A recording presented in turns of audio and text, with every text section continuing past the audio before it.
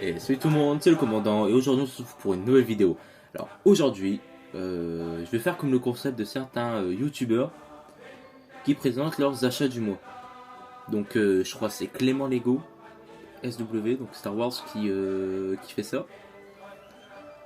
Donc du coup j'ai voulu faire pareil. Je me suis dit ce serait bien au moins au lieu de faire un char par vidéo, je vous en fais deux en une vidéo. C'est mieux non? Donc, je vais vous présenter le Stu 42G. Donc, c'est un char allemand avec un canon de 105 mm. Il y avait 4 membres d'équipage, donc conducteur, tireur, commandant et chargeur dans ce point-là. Donc, c'était des obus de 105 mm utilisés lors de la Seconde Guerre mondiale. Il est sur un châssis de Panzer 4. Oui, un Panzer 4. Bah, je crois que c'est un châssis de Panzer 4. Il est basé dessus. Donc ce set, j'ai acheté sur Vinted pour une vingtaine d'euros, sans compter les frais de port. Franchement, une bonne offre, surtout que je cherchais et que chez Kobe il coûtait 35 euros, je crois. Donc oui, c'est un char Kobe. Donc je trouve que c'est une bonne offre. Donc, et en plus, il était pas. Non, c'est du Sulban, parce que Kobe, ils le vendent pas le Stu 42G. Le Stu 42. Donc, du coup, le set, je l'ai pas monté moi-même.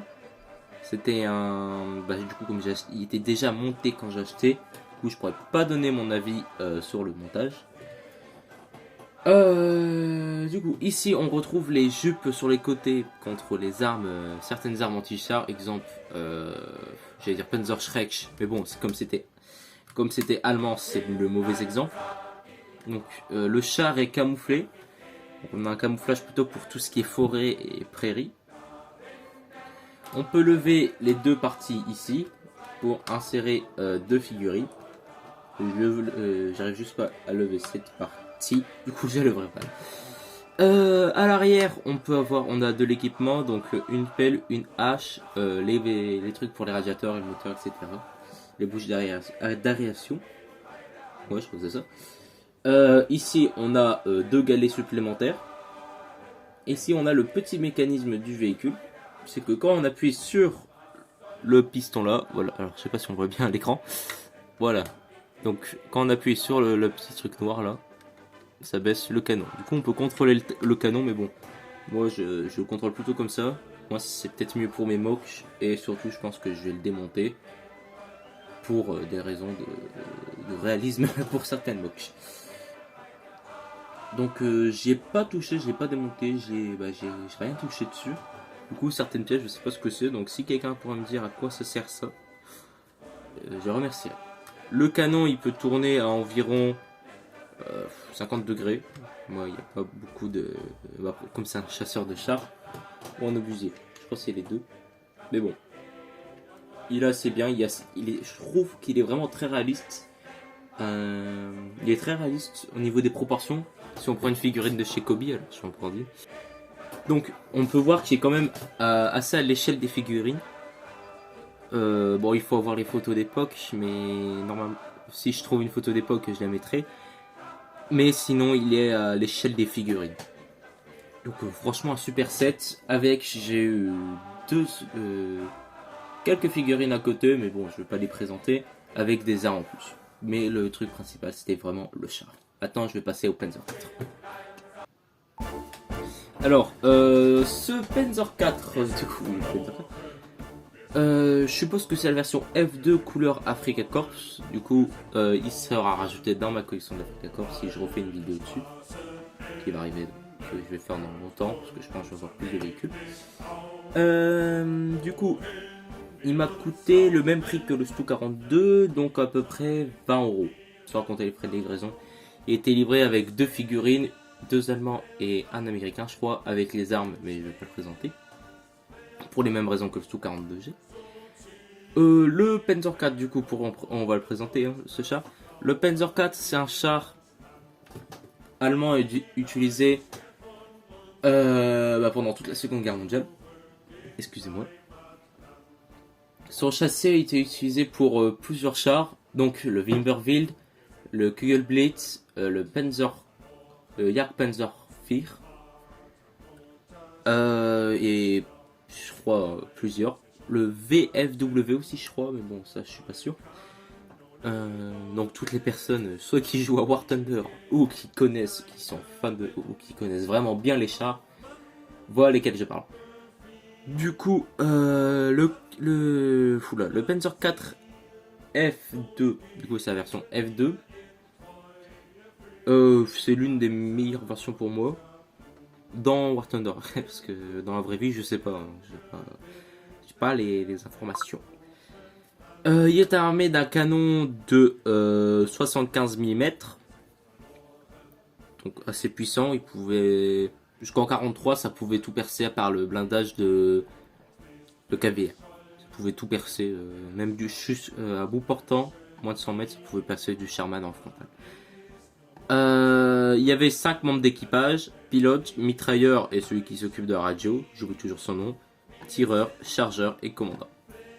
Du coup on a la coupole, avec la coupole du commandant qui peut se lever. À l'avant aussi on peut y insérer des figurines, mais je vais pas le faire parce que sinon ça va se casser. Alors pour le set là, chez Sluban, encore de Sluban, il y avait un truc spécial, c'était soit on pouvait faire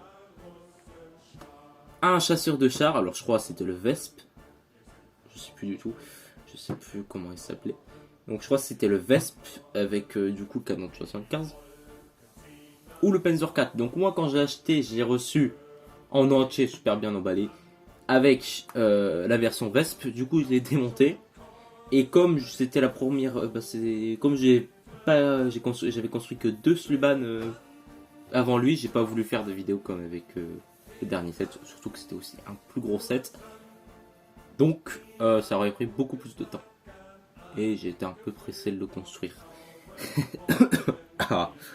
Donc quand j'ai construit, malheureusement j'avais pas toutes les pièces.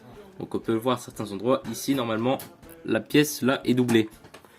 Ici normalement c'est pas cette couleur, c'est pas un, c'est pas beige foncé.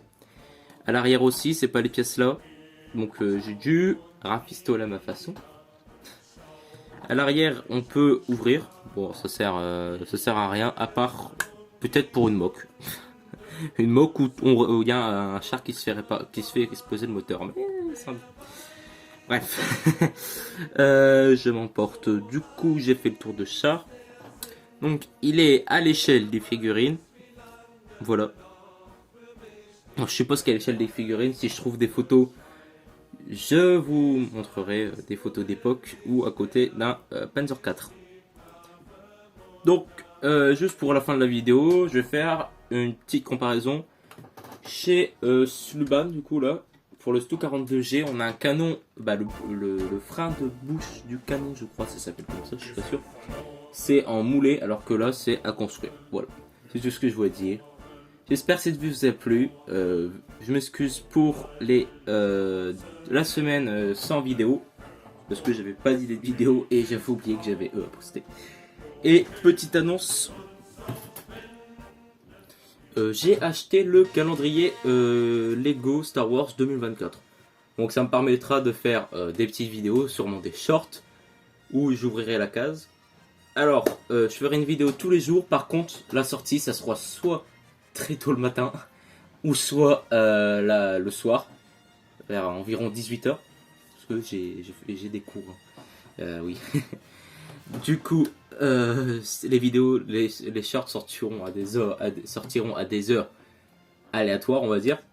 Ça va varier du 7 h du matin à du 18 h. Donc voilà. J'espère que cette vidéo vous a plu. Abonnez-vous, likez. Tchuss, c'était le commandant.